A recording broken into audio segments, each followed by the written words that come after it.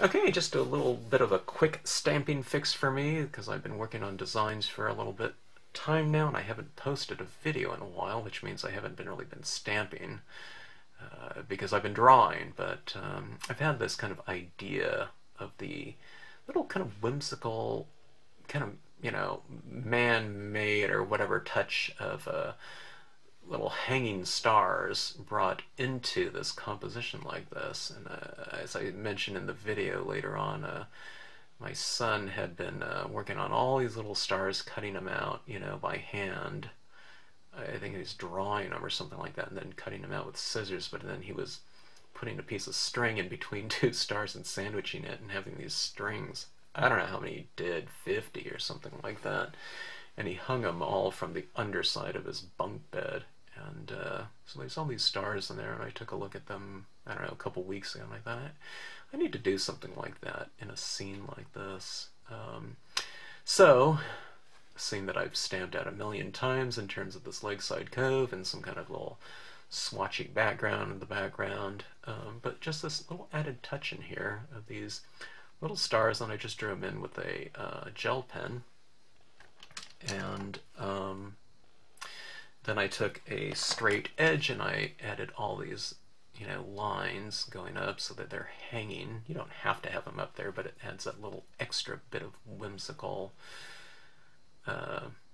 spirit into the scene. And then, but what really finished this nicely is taking a little bit of pigment ink, and with a really dry brush application using a cotton swab, I've dabbed it into those, or right over the top of those stars, giving it that kind of glowing look.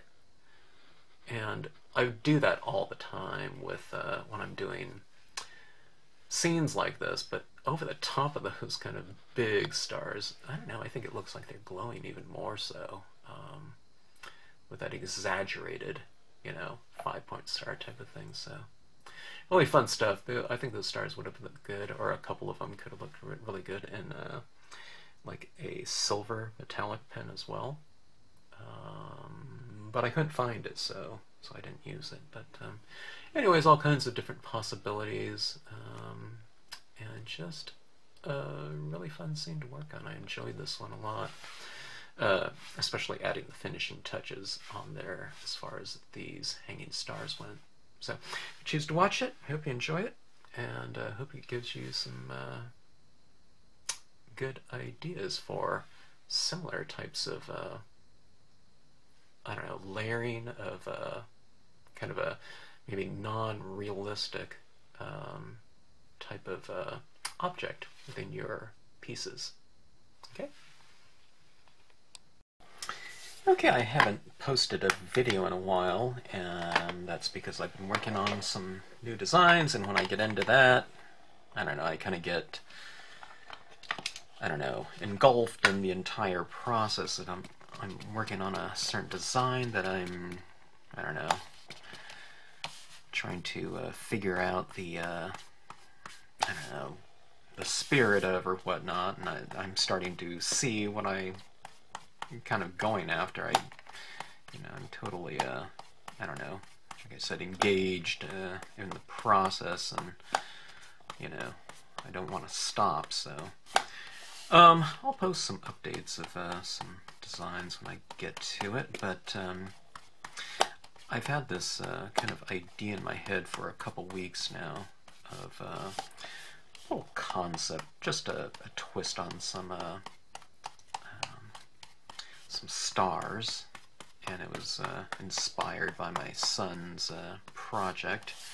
He has this bunk bed, and he sleeps on the bottom bunk, but he drew all these, or cut out all these little stars, and I don't know, glued a little string onto them so that they're kind of hanging, you know, all along the whatever, the ribs or whatever underneath the bed, you know, so they're, I don't know, he's got a lot of stars hanging over him where he sleeps, and I thought, you know, that's kind of cute. I want to try something with that idea in mind. I've always kind of liked hand-drawn stars, not just little dots that, I don't know, could be thought of as a little bit more realistic, but kind of, the, little 5-point little, star children's picture book or something like that. Something like a star like you might see out of something like that. And I've always liked that idea in scenes.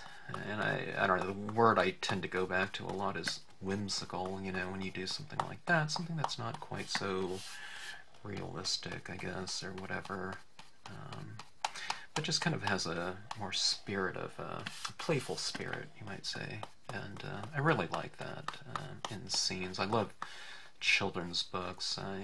At one point in time, coming out of college, that was kind of like my notion of the ideal kind of a illustration assignment, because you can really infuse in a lot of these books kind of like your own kind of aesthetics and into the style of drawing. So I don't know, I've always enjoyed the entire genre and style of books out there. So anyways, I just used some Distress Ink Milled Lavender, just used the Bahama Blue on there. I'm just doing some streaks. I'm going for a nighttime type of scene. It's something very, very similar to a lot of scenes that I've done over and over, but I'm just going to play around with this little concept here. And this is a 1/4 page piece of glossy cardstock, and I know a lot of times I don't explain everything about everything that I'm using, but you never do know what video someone might look at. First, they might look at this one. Okay, now this is a sponge applicator called a Stylus Tool, and it has these removable sponge tips right here. All right. Sponging is something that's been done, I don't know, probably from the beginning of, art stamping, and all kinds of sponging tools have been used, from cosmetic sponges, even like a big Nerf ball. I didn't like that one at all. That was largely before I started stamping myself, but I saw that being used once in a while. That was Danube Blue. This is called Light Blue from Marvy, a little bit brighter. Marvy colors are very bright. A lot of times I don't want the intensity of them throughout, so I use some other pads that don't have the brightness. They're a little bit more dull, but they have their own characteristics that are very good. And this type of color layering process here, or technique, and it's not a technique that has to be used with these stamps, but as far as applying these inks, this is a very ergonomic tool, going back to the Colorbox Stylus Tool. It feels real comfortable in the hand, and it's kind of an intuitive feel when you're using it, because you're using it kind of like you're holding it like a pen. Alright, you don't want to use it like a pen, but just doing these nice little swipes of color. Back in the real early days of stamping, before they really had any kind of accessories out there for stampers, I might be doing this type of technique with a wadded up paper towel, and I just dip it in there and I spread it around, but luckily tools like this are around these days, and we have a big selection of inks in comparison to back when. These ones are dye-based inks. I'm using different brands here, but you can use whatever you have. The biggest thing about this piece is I'm working through a range of values, okay, meaning light shades, light values of blue in this case, and I work through some medium tones, and in the end, what that adds up to, and it doesn't have to be this specific color or brand, but when dye-based inks are transparent, so when you layer them over the top of one another, the colors underneath are going to show through, even though you might be covering up something entirely. okay, because the colors that you're laying on top are transparent versions of that hue. So you get this kind of glow happening a lot of times, okay? And that's due to the transparent nature, okay, of these inks. This is a Prussian blue. This is a very, very dark blue. Okay. I like to have it look as though light is kind of coming from within my scenes, okay? It's never the case because I don't have some kind of flashlight or something in back of my card. But if you do this kind of idea where you lay down some colors, and the darker you go, you kind of keep it a little bit more perimeter oriented, it gives the illusion of kind of light emanating from within. All right, now you'll see what I'm getting at here pretty soon when I stamp out my imagery on it. It's going to be an image that I've used a lot in my scenes, but that's what I usually do if I'm trying out some kind of new medium or different concept. I just go back to a scene that I'm very, I've done over and over again. I don't have to really think about it. I just want to try out my whatever it is I'm going to try out, and I'll try it out on just a scene that I can stamp out and finish very quickly, without too many different images. Okay, maybe I'll use 2 or 3. All right, yeah, that looks okay. That's kind of dark. Let me add a little bit more of this lighter one. Oh, let me see. I have this other blue that I haven't used a lot of. I didn't have one open for a while, but it's Caribbean blue. It's a little bit more of a greenish blue, but I like it in the mix. Now, I've been working from light to dark, but I'm switching my tip right here now that I'm going back to a lighter color. I just switched to this other fresh tip, okay? And there's the Caribbean blue. It's a little bit of a warmer blue, and I'm just laying that down. You can't really see it too much in the darker areas over here, but it does show up in the lighter area. Okay. Now normally I'd like to leave a little bit more light in here, but this is going to be a completely dark nighttime type of scene. But that being said, I still want a little bit of a tone in here. I don't want just a completely black sky. I want some variation. I think that just lends itself to kind of a more interesting finished piece, is to have some variation in there, or a lot of variation. Okay, all right, here I'm laying down a little bit more of this Prussian blue, okay.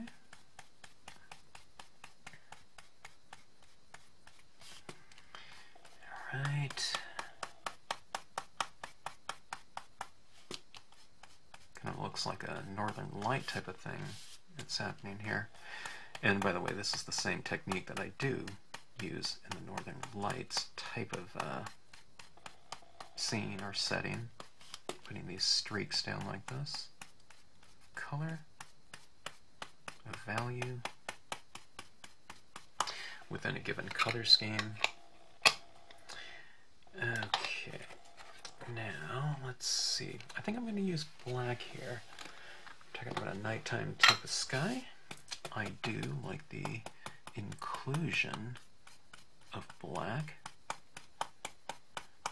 just because it takes it one step darker, but also because I'm going to stamp out my imagery in black, and I think it helps to have that same value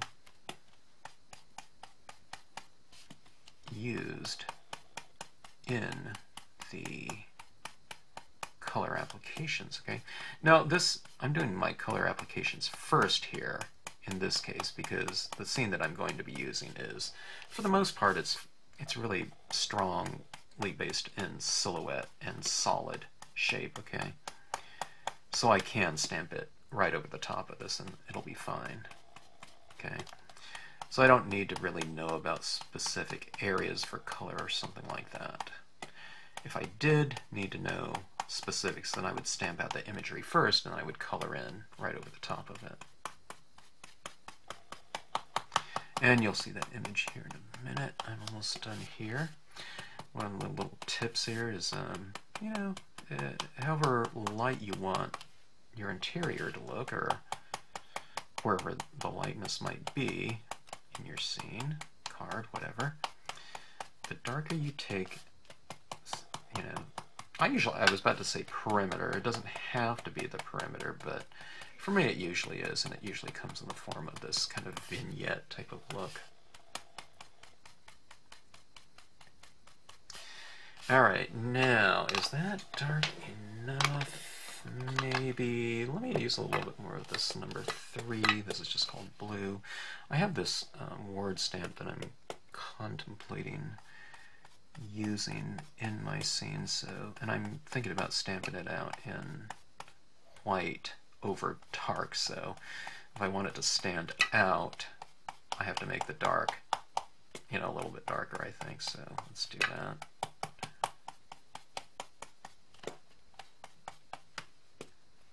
I love ink, and just layering that ink down. The more ink potentially that you lay down in this layering type of process, the more kind of vibrant and rich and glowing the end result can potentially look.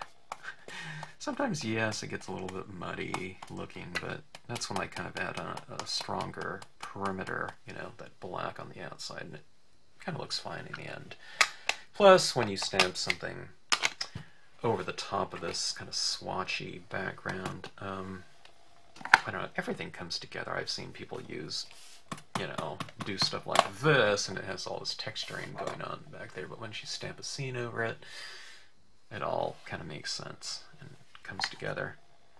Okay, so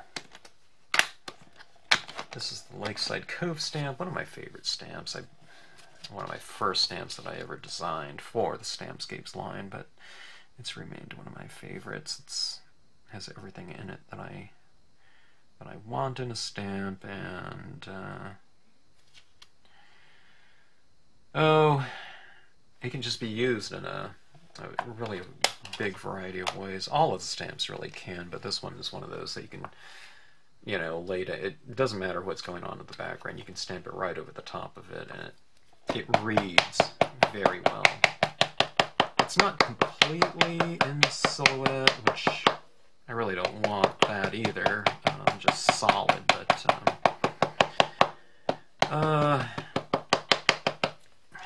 it has enough, meaning the tree line is all solid. You have this open area on the rocks right here, which I'll get some of that texture in anyway, but the way this stamp is designed, it really doesn't matter. Okay. Stamp this fairly low.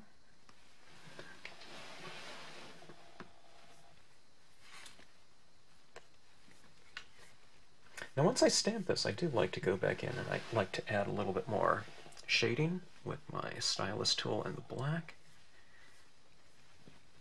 Okay, large stamps, you want to go, you know, left, middle, right, kind of top, bottom. Don't rock your stamp or anything like that, but just keep it nice and flat and give adequate pressure on it. Alright, here's the thing too. This card is not damp to the touch or anything like that. I can, you know, use my fingers down here, but the pulp of the paper is getting a little bit saturated with ink, okay? This is glossy cardstock, so, you know, that surface does feel dry, alright? No smudges anywhere. But the pulp of the paper is a little bit wet, so when I'm stamping wet into wet, you know, hold it down a little bit longer. You don't have to hold it down as long as I am. Alright. But just make sure that ink transfers, okay? Because if the pulp of the paper is a little bit wet, you know, if you stamp in here, maybe that ink isn't transferring onto the paper very fast because it's not, this paper isn't going to be quite as absorbent as when it was white. Okay, we have a lot of ink that we've laid on it. But just hold it down a little bit longer and pull it off so it won't have this vacuum effect and pulling, you know, half the ink off of it, and you'll get a nice crisp impression. Alright, so that is the image used on there.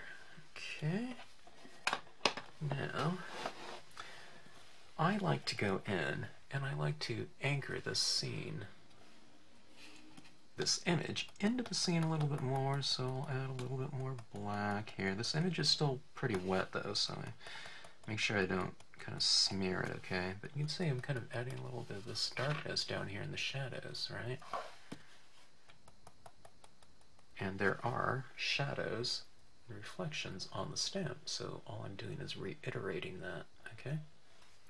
If you have some shadows on a given stamp, what I like to do is to add some additional tone where it has already been defined in the stamp design itself, but this just goes in and builds on that idea, okay? So if it's dark in the design, make it darker with, you know, it doesn't have to be black. I'm doing it in black here because this scene got so dark. Okay.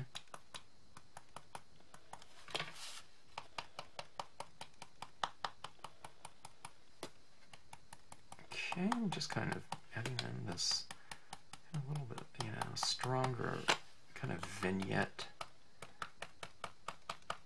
into the scene.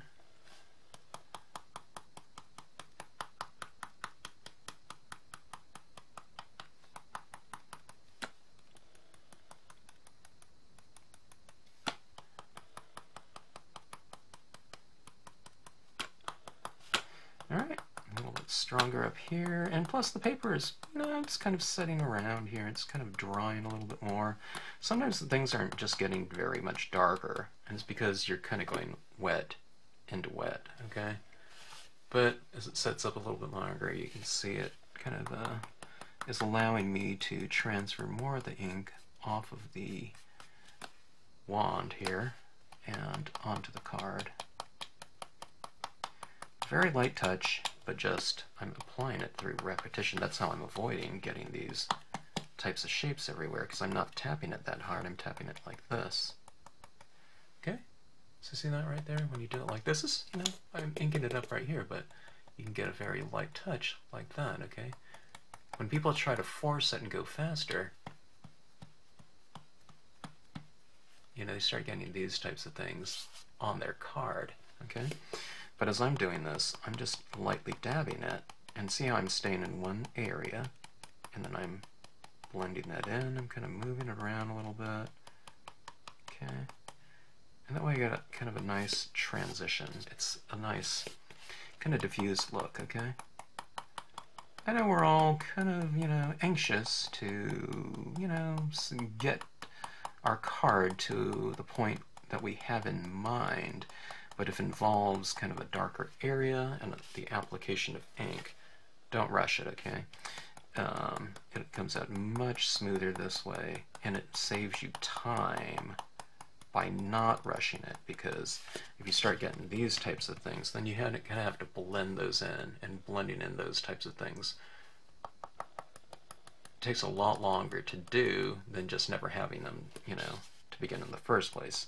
That being said, you know, if you do get those things, just take some time and blend it in, but try to remember, you know, try to kind of develop a little bit muscle memory and kind of get a feel of that application kind of touch when you're doing something like this, okay?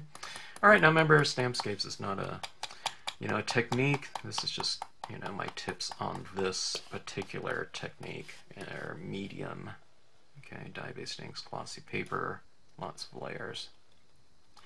All right, so that is my whole scene there, okay? But, I don't know, I mean, it looks okay, right? Just as is, but it's, I don't know, to me it's kind of boring because I haven't done what I want to do yet. Okay, now I have the scene down here. Let me add a little bit of this, a little bit more Prussian blue in here, okay?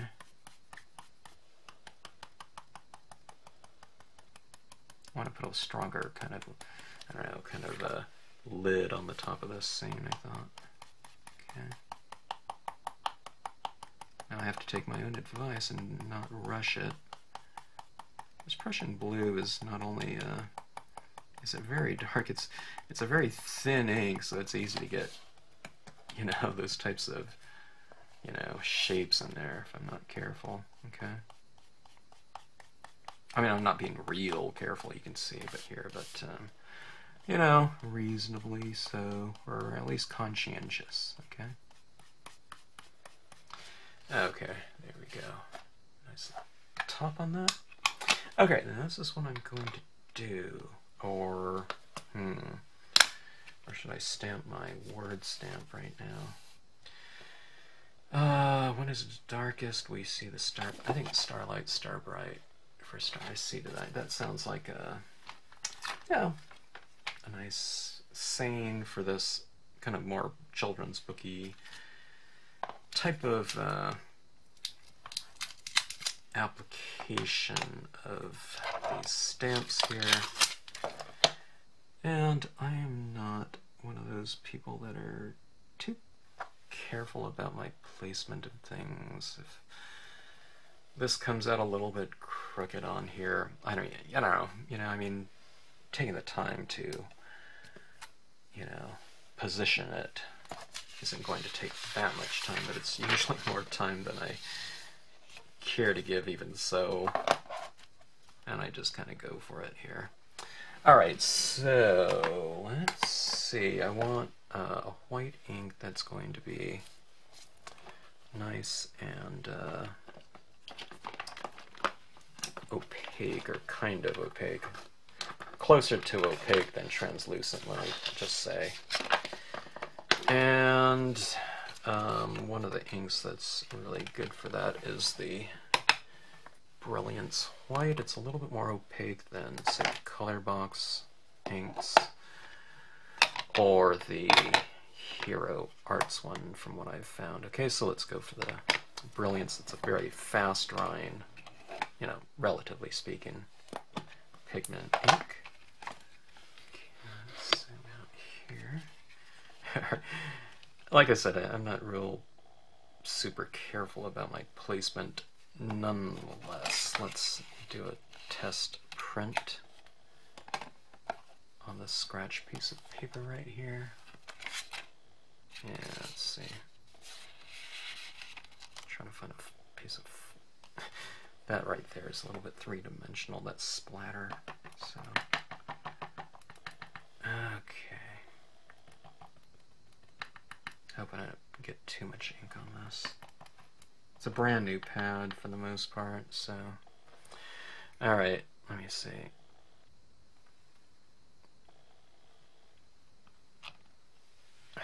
Yeah, it looks pretty good, I guess. What I was looking for, I just wanted to make sure that it doesn't get real blobby when you're using a really close to brand new pigment ink pad. Because that pigment ink, it's really almost like a paint. I see it almost as paint too. But alright, when it is darkest, we see the stars. Let me see. We'll put it up around right. A little hectic.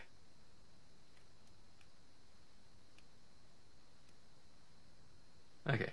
Nice even pressure. You don't want to squash and, have the spaces between the letters, or, in the letters filled in or anything by squashing it down too hard. But it looks pretty good, I guess. It reads. Anyways, that's why I made it kind of darker up there. When you're doing that reverse out text, if you stamp white on very light, it's not going to be very readable, so. Alright, now, what are we at? About the 25-minute mark on this scene here. This one's, this is, I don't know, a half an hour scene. I mean, I really layered down a lot of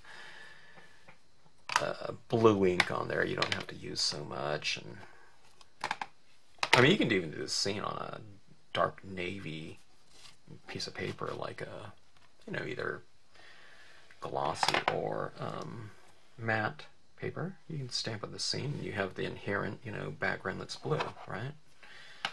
That would look cool too, I think. Okay, let's see. Gotta make room on my desk here. Someone on Stamp Junkies kind of posted their scene or their desk area and said, "Is anyone else like this?" You know, they got all this open area, but you know, I don't know. You can see all this kind of buildup of stuff around here. Well, that's how it is all over the desk here. And I said, yeah, you know, I think that's the same with all of us. It's the same with me, you know, no matter how much surface area you really have, you end up with the space that you work on, and everything else is just kind of piled on there. All right, let's add some stars in here. I'll do a couple different types. I'll do like the little, you know, little dot star like that. This is a white gel pen. Okay. So I'll add a few little stars around here like so. Okay. Gotta kind of remember to kind of vary it a little bit. Otherwise everyone does all these stars that are, you know, little dots that are exactly like a 1/4 inch apart from each other. Okay. And I think it's a little bit kind of more interesting to kind of cluster them here and there. I mean, you don't have to go for a pattern or anything like that, because then you're back to that pattern where everything's like perfectly spaced apart, which I try to get away from. Okay, but what you can also do is vary the size. So I'm doing a little scribble and I get, you know, a larger dot and one little tiny touch with it. Oops, that one's kind of big. You know, more delicate touch, you know, where you're barely just kissing the paper with your gel pen. Then you get kind of a smaller dot, but see that kind of variation in there kind of helps the look a little bit. Alright, so there we have that. One of the things I like to do is I like to put a little, you know, bit of a reflection of some stars in the water. Something like that, maybe. Okay. Alright, let's see what I can do here now. For the whimsical little element, what I'm going to be doing is I'm just going to be adding these little stars like this. Okay? You know, your typical little look. Alright. I remember teaching a couple kids how to do that star in when I was volunteering in my son's preschool class all those years ago. And I remember for the rest of the day, these guys that got it, you know, they were just drawing stars, all, you know, throughout the rest of the day in class. You couldn't stop them. They were star-making machines. All right.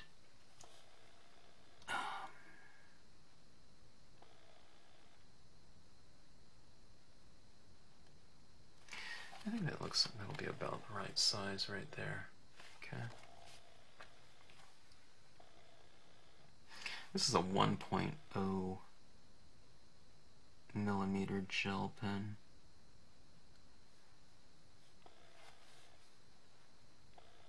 So it's fairly big in terms of the ballpoint. I'm saying that because I wasn't quite sure if this is going to be too big.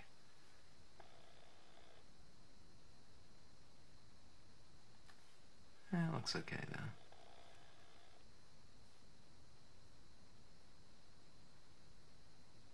It changes the spirit of the scene, don't you think?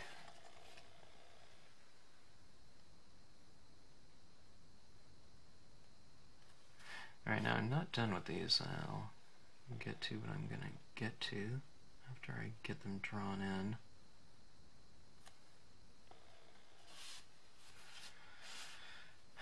Let's see here, so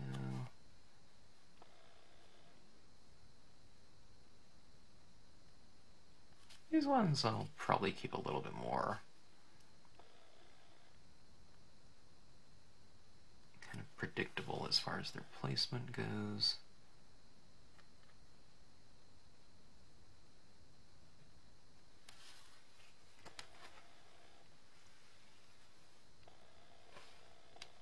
I think that's enough.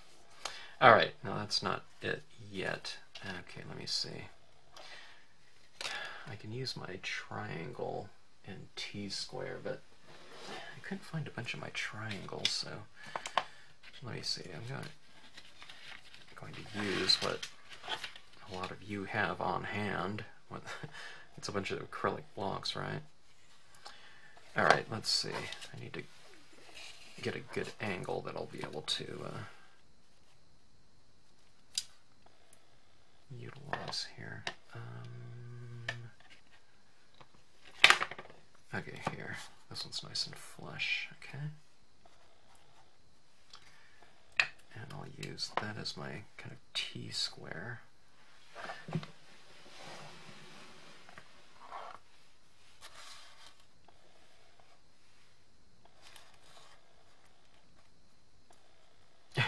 What I'm doing is I'm trying to create this slide so I can get this, you know, little line going to the top. I mean, I could hand draw it, but I think it's better if I... Alright, my camera is right in my face. I can't look over this right here. I gotta raise up a little bit. Okay. If my head's right in the camera, please forgive me.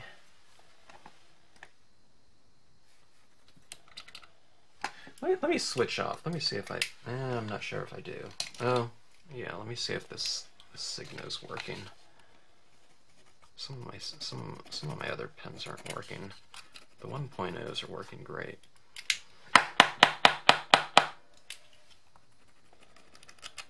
That's how I usually get my pens working. This is a white one. I don't know if I can get that one going. Let's see if I have... I'm not sure if these are thinner pens. See, I just put the cap on like this and I give it a good whack like that. Sometimes it should get going. I don't know.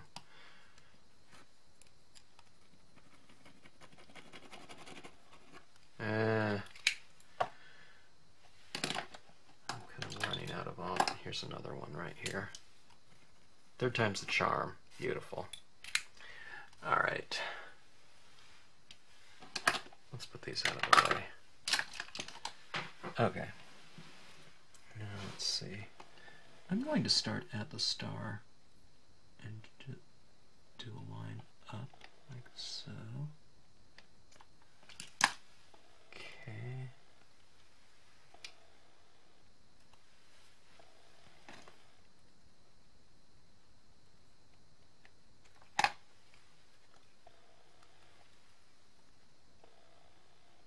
I'm not going to draw this line through my lettering. Okay, I'll stop and kind of continue it up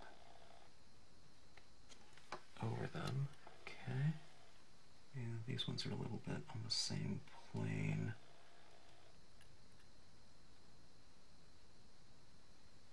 A little bit close, but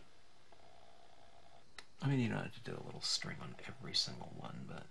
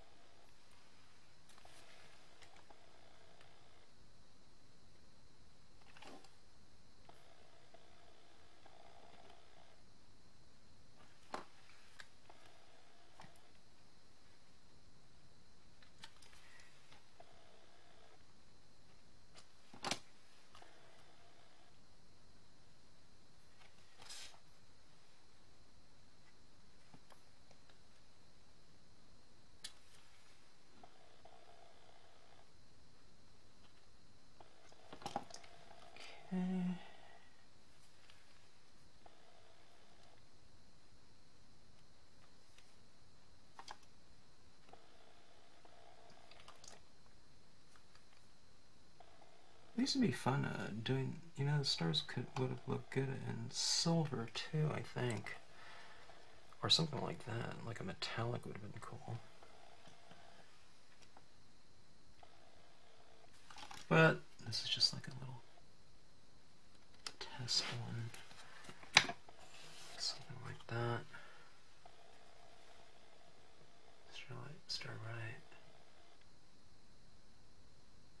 almost be good for like a, I don't know, like it'd be kind of a, like a different take on a, like on a baby's, like a card-toed baby, maybe not a newborn or something like that, but I don't know, it kind of has a spirit of,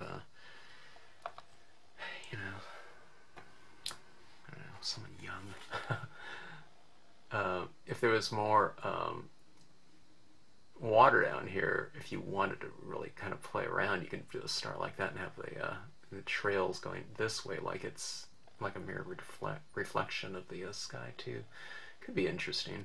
You know, there's something like that too. I mean, if you did a star like that and did these little arcs like that, it could be like a shooting star, or you can have all these stars in here, like a few of them like this, and then just have all those lines going, you know, I might not have the saying there, but you can have these lines going like that, like a, you know, like for a meteor shower type of look.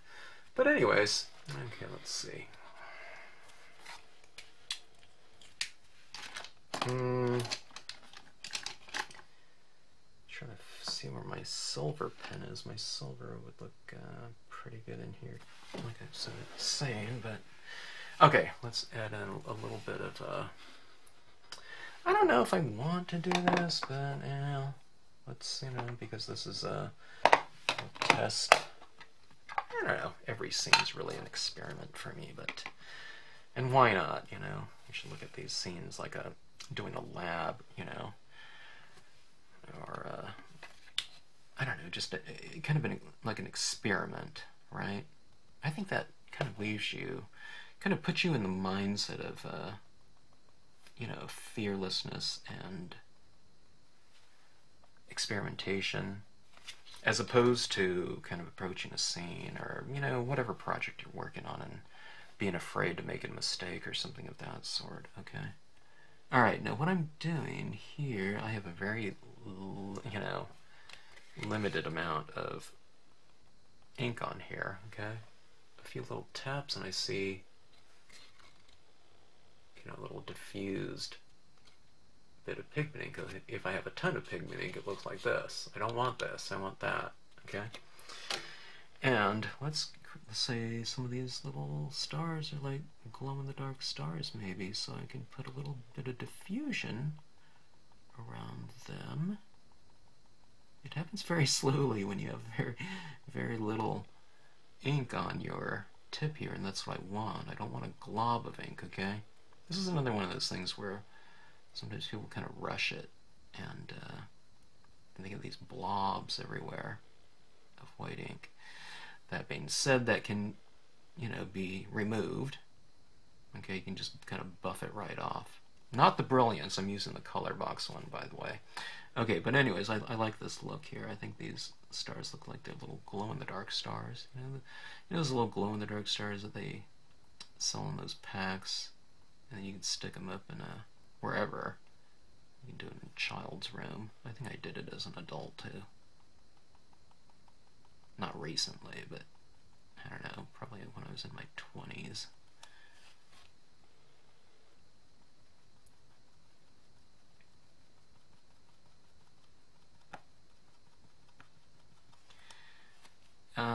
That's just what it needed, I think. I think it looks a little bit better. As a matter of fact, you know, I do have some glow-in-the-dark ink. Probably put a little dab of it, or those little dots could be little glow-in-the-dark dots too. So I tried out that glow-in-the-dark paint I bought, and I have it on one of my videos, in fact, kind of like an unboxing, I think. No, maybe I did use it in one of my scenes. Oh yeah, I think I did fireflies, and it was okay, but you know how you charge up, you know, something that's glowing in the dark, you hold it under the light, and then you know, take the light off of it, and there you go, it's glowing. Well, the charge lasted all of, you know, like a couple seconds, and then it was really dim again, so it didn't really work that great, but look at that, isn't that fun? I mean, something like this, I mean, depending on what saying you put in there, it could really be a Christmas card very easily, but, you know, something like that's really fun. If you want to do some little detailed little touches here, you can go on the tops of some of these rocks here and put a little dot here and there across the very top of a few of these rocks, okay? Maybe in the center, not in the areas where it's really dark, because you wouldn't have any light shining in that. That's why it's dark over here, okay? But areas, if you have some areas that are a little bit lighter than others, then put a little highlight on those rocks like that, okay? See, it's on the top side of those rocks, right? Then you get that kind of reflected light look. And see that little touch down there, and just little dots up here for little stars. But I don't know, those are really fun. It looks like I don't know, it's that whimsical touch, you know. Here's this world, and then here we have these little lights that are hanging in here, like, you know, lights from the string of lights from the heavens or something like that.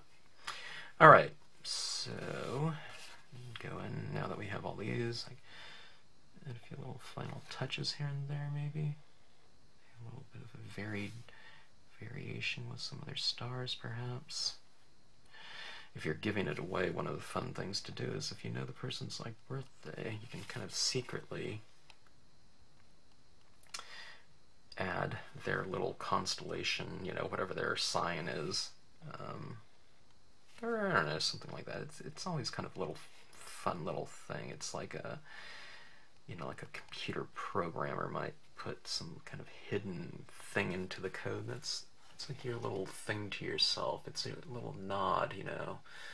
You know, you can put like a, I don't know, like the sign for Leo or Aquarius, whatever Aries, you know, and put that constellation up there somewhere. I don't know. Well, this is a fun little card. You can see how those stars are, and I've just taken that line and drawn it straight up like that. Some of them might be a little bit crooked, but look at that pigment ink in there. It really looks like those little stars are glowing. I do that on those white stars, you know, little dot stars in the back. But on these ones where you've drawn in that little, you know, star line, that sure looks like they're glowing to me. Alright, so, fun stuff. I don't know, you can put all kinds of things like that. You can do a background, and for Valentine's Day, why not draw little hearts or something like that in there? You know, wouldn't that be fun?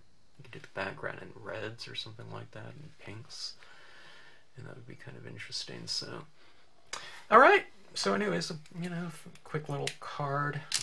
Get a bit of my stamping fix in. Thank you, Sean, for the inspiration for this card. He's asleep right now, sleeping probably under his stars. Which is kind of a fun, different look to, you know, a pretty common scene. Or, I don't know, not common, but one that I've done a lot in the past, so. Fun stuff. Thanks for watching. Hope you enjoyed it.